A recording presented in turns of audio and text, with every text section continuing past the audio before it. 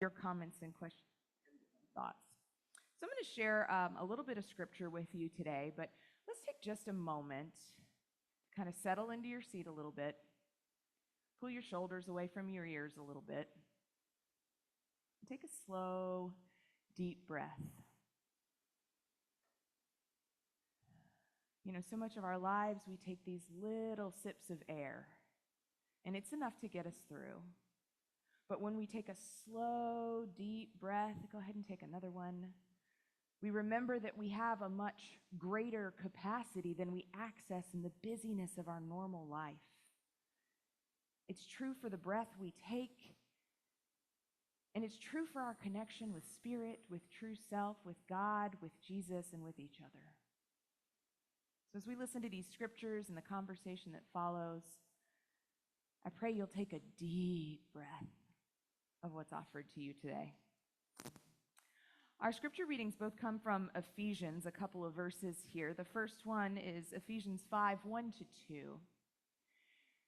It encourages us to follow God's example, therefore, as dearly loved children, and walk in the way of love, just as Christ loved us and gave himself up for us as a fragrant offering and sacrifice to God.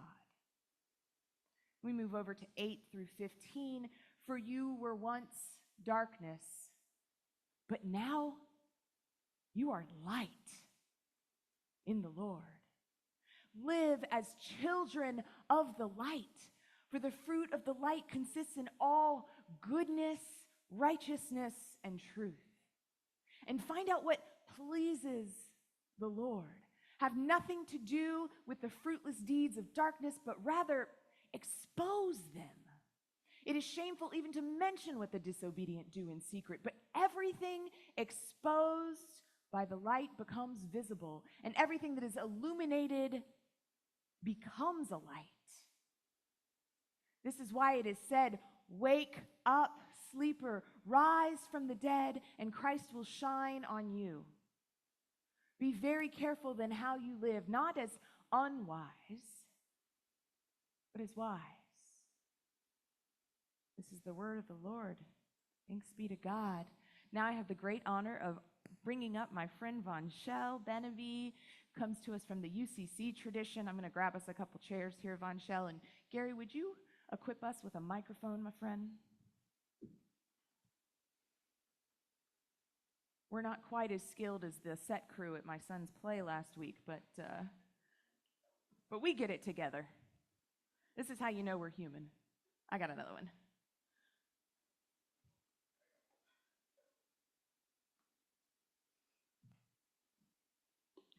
There we go. That's for her. Awesome. Thanks so much. Come on up, Vonshelle. What a gift. So I'm going to tell just a teensy little backstory because Vonshelle and I have known each other since I was in seminary, because we both worked for Vitas Hospice and overlapped a little bit for a period of time. Yes.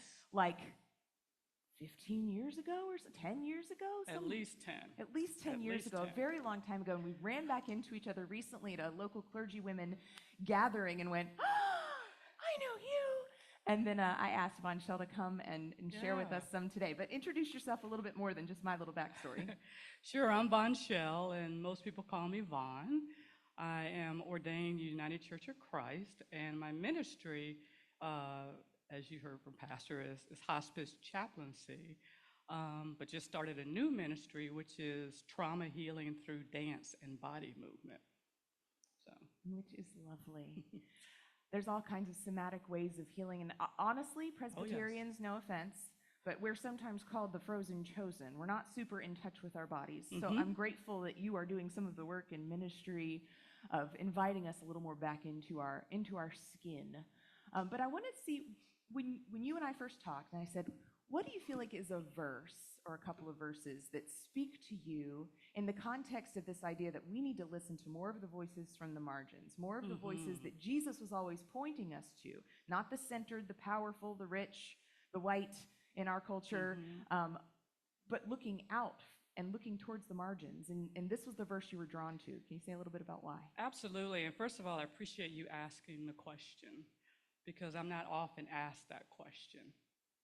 And I'm often in and out different environments and different places. And some of those places I am very mindful of being the other, whether it's intentional or not. And so the passage that jumped out at me is the passage you just read, because the emphasis is Paul is speaking to the people in the church of Ephesus. At that time, Paul had already been imprisoned and released. And so people are starting to know who this Paul is as he's moving throughout the land. And the unique thing about Paul is that he was trying to establish relationships with not only the Jews, but also the Gentiles. And one will call the other the other. So the Jews will call the Gentiles the other, the Gentiles will call the Jews the other. And yet Paul, seeing this, said there is no other in God's place. And so that scripture actually focuses on the importance of building relationships and what that means.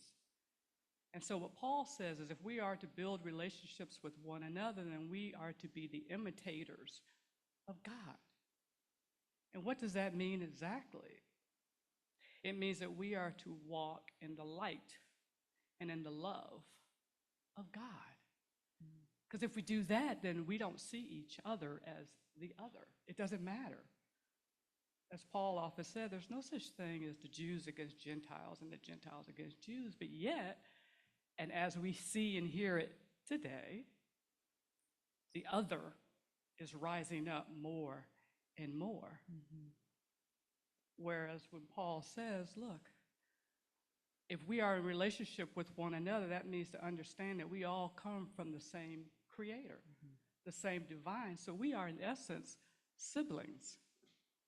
So if we're siblings, we are automatically united together. Mm-hmm. But yet, what I find is that we're struggling with that whole concept of the other, and it has become a word that is now so cliche. Mm-hmm. That people don't fully grasp what it means. Yeah. And so that scripture holds a lot of significance for me. Thank you for sharing that. What comes up for me is you kind of shared some of that is, there's a pervasive ideology in our culture that mm-hmm. says, if you're not for me, you're against me. Mm-hmm. That says, kind of if you're not first, you're last.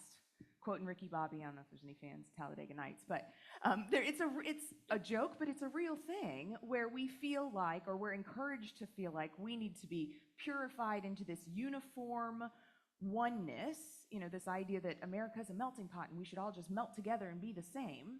And I think through this Voices from the Margins, we've been trying to understand how to be unified without being uniform, mm-hmm.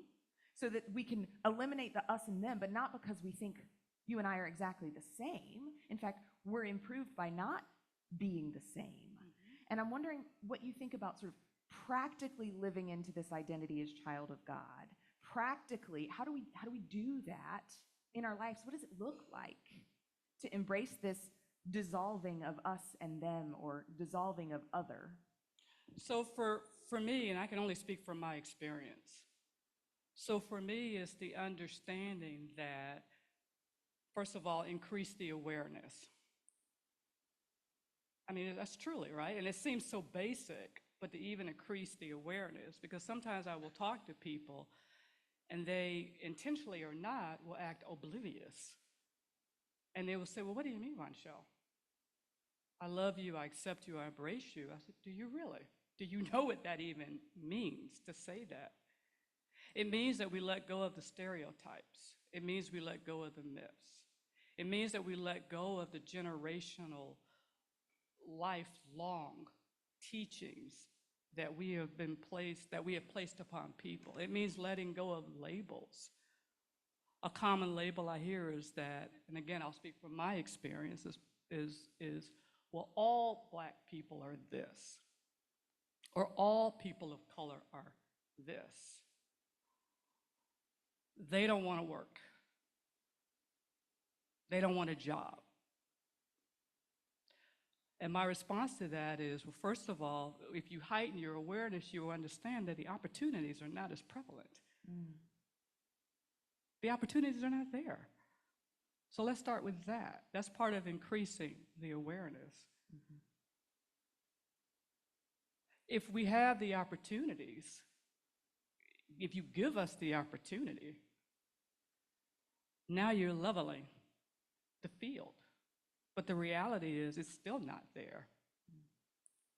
And I'm speaking from someone who I remember I grew up in Fort Lauderdale. I'm a native Floridian, one of the few. And so I've been in Florida all my life. But I remember my mother's family is from Tennessee. And we're talking the 60s, so think about that. And I remember as a little girl going to, the city is called Murfreesboro, which is now known as a big college town, university town, but at the time it was not. And I remember the water fountains. Who knows what I mean when I say the water fountains? Yeah. Now imagine a 4 or 5, 6-year-old girl getting ready to get a drink of water, and the mom grabbing it and saying, no, no, no, no, not that fountain. No, no, no, no, I gotta go to the bathroom. No, no, no, no, but you can't go here. No, no, no, no. And so growing up with no, no, no, no. And that ends up becoming an actual generational cultural teaching.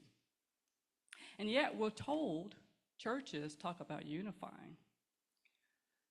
Churches are supposed to be the place of worship and coming together. I was sharing with someone earlier, what you have here, unfortunately, is not common.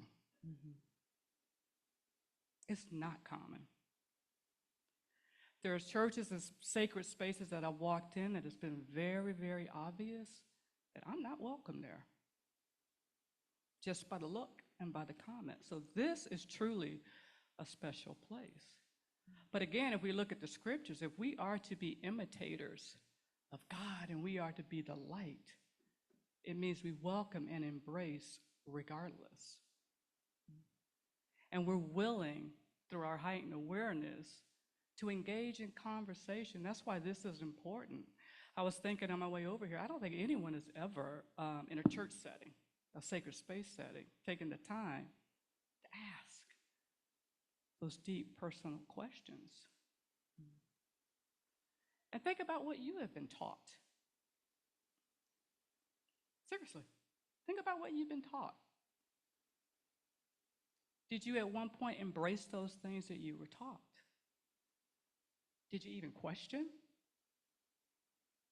Or did you just go with it? Mm-hmm. Most of the time, we just go with it.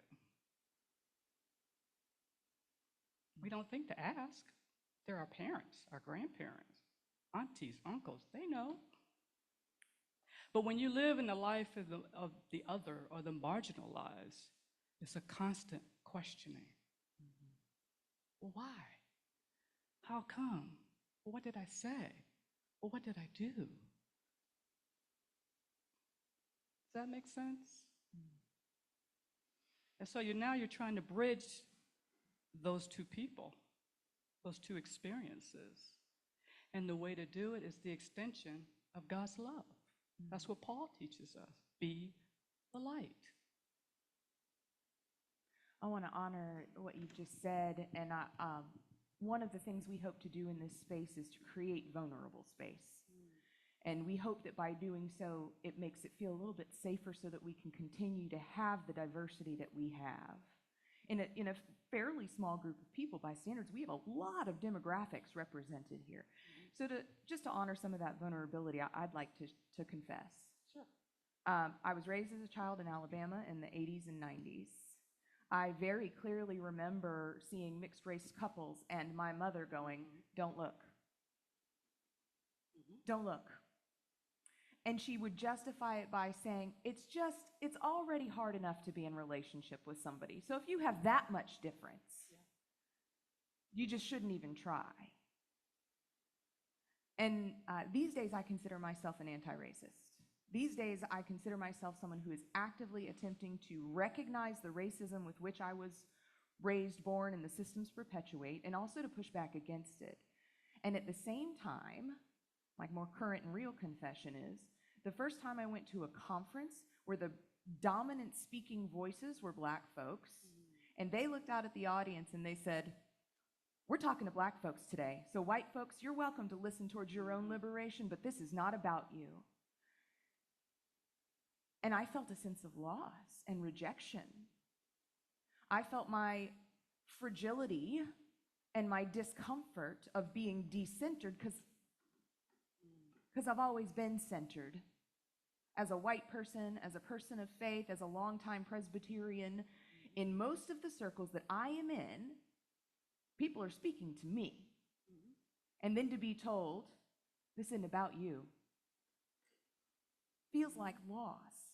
So as I hear you invite us to consider those spaces, I guess I just want to speak to my friends and say, if you're experiencing a little discomfort or a sense of loss or grief when you find out that there's a little bit of racism in you, or when you find out that it isn't all about you, that's a normal reaction. But we're getting a very generous invitation to move through that. When I asked Vonshelle if she'd speak, I said, it is not your job to come and educate us. But if you're willing, I'd love you to share. And I hope you have a few more thoughts for us on that decentering that feels like loss. And we go, oh, no, that's not it. Shouldn't it just be everybody's the same? Everybody's the same, so you don't have to decenter me.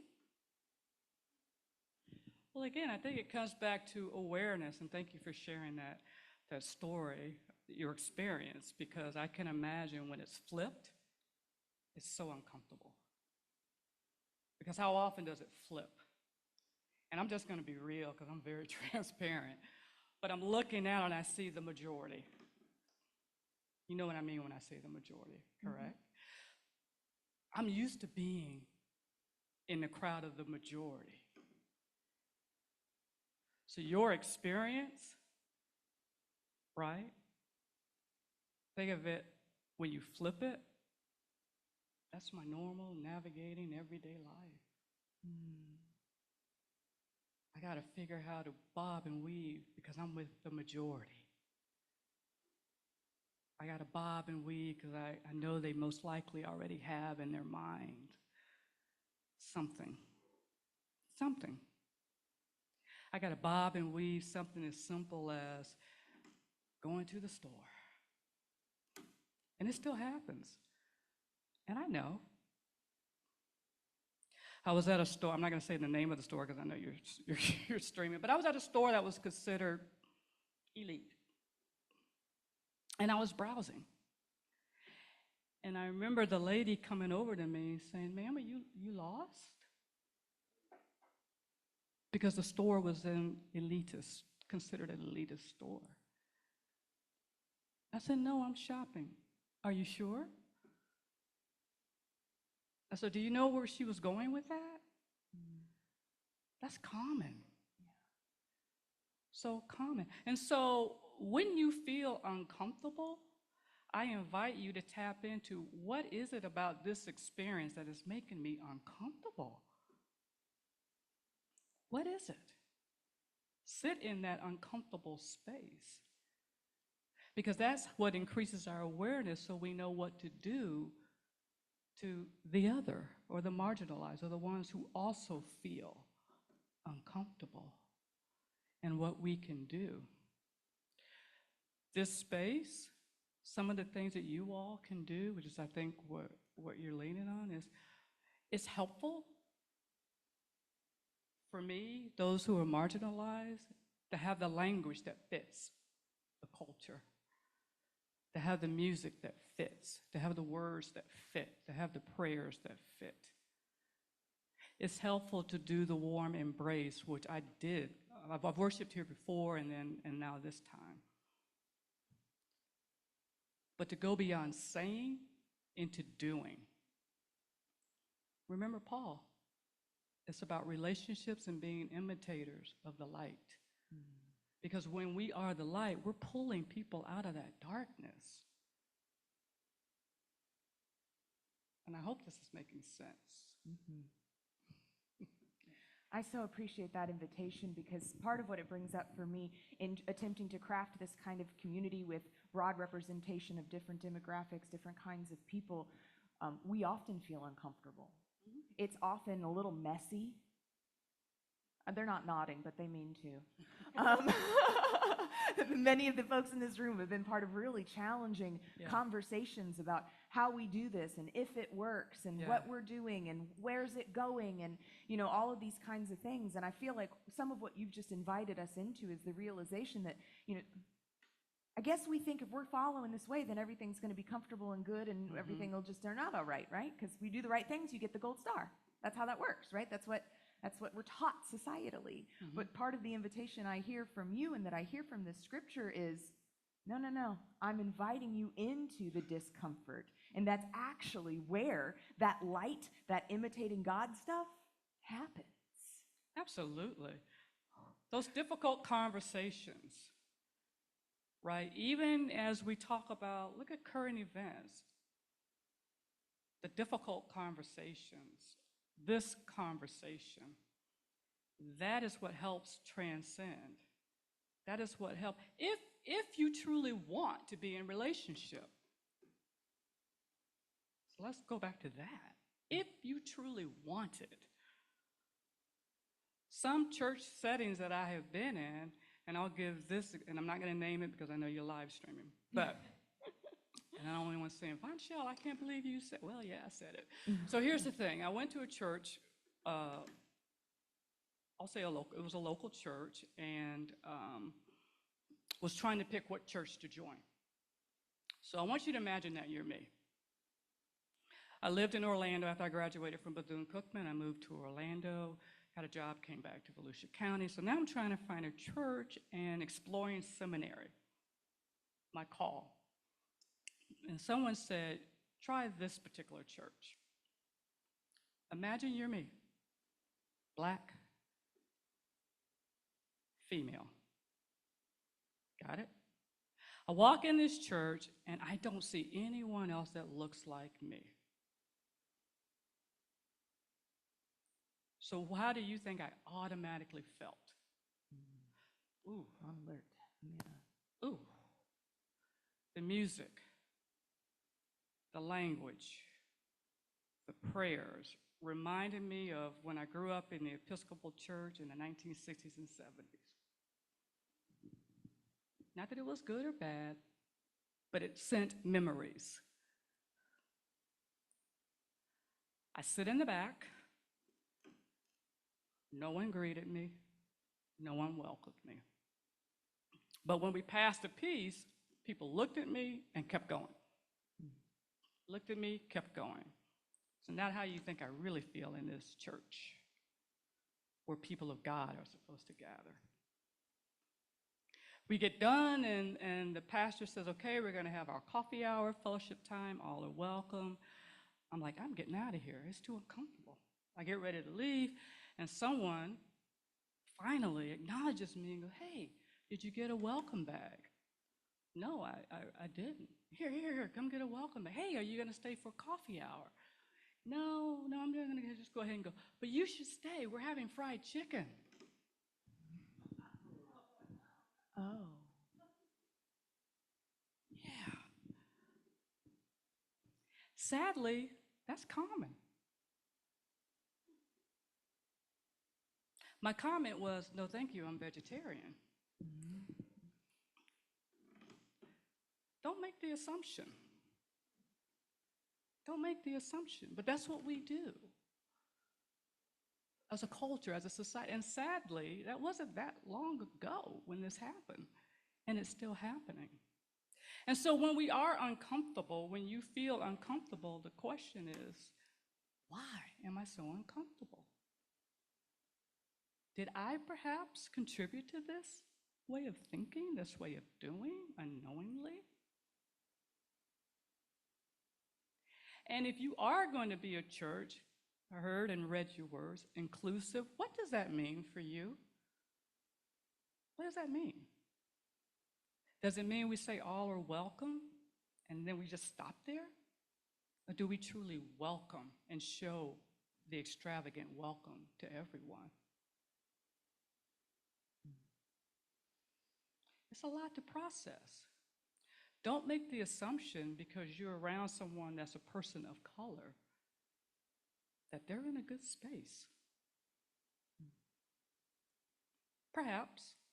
But keep in mind, we're carrying history with us. And that history is hard to shake. Very hard to shake, especially when you grow up. Think of the history you've grown up with. So think of the history we grow up with. Where I grew up, the Klan had a rally. They would rally often about 5 miles from where I grew up. It was considered one of the Klan's capital. So I knew, like I grew up, you don't go down that way. You don't go down this way. You don't go in this store, but you can go to this store. It's not that different today, sadly. It's really not. So the thing is, being mindful and being intentional of how you interact with other people. Words are powerful. They can build you up or they can cut you. The embrace is powerful. It means I love you, I welcome you, and I accept you as you are, just as you are. And I see a lot of squirming. Thank you, Vonshelle. I really appreciate you being willing to make yourself uncomfortable enough to sit up here and share with us and invite us into a truth many of us don't have access to. So that is brave and vulnerable work. Thank you. And friends that come and gather in this space across so many different kinds of folk, thank you for being brave and vulnerable enough to continue showing up, even when you don't feel like the majority, or even when it feels a little uncomfortable, or even when somebody pokes at the childhood wounds you have, or the societal guilt you have, or whatever it is. You keep coming back, you keep showing up, and that's where we're going to grow from that discomfort. I'll mention one other piece. It was evoked by what you've said. There's a woman named Oshita Moore who wrote a book called Dear White Peacemaker, and it is one of the most gracious books. Have you read it? It's so good. One of the most gracious books towards white folks who want to be good and do good, and the ways we kind of stumble over ourselves along the way. And it's so loving and gracious. So if you're somebody who wants to learn a little bit more, continue to unveil your own blindnesses, as Jesus is often encouraging us to do, I encourage you to take a look at that. And Vonshelle, can you hang around just a little bit as we end worship today? So if you have follow-up questions or ideas, or friends that are online, if you want to write a comment, these kind of things, we'll do our very best to follow up and address your questions. Amen. Thank you so much, friend. You're welcome. Thank you. Thank you all. Go ahead and invite our musicians back up.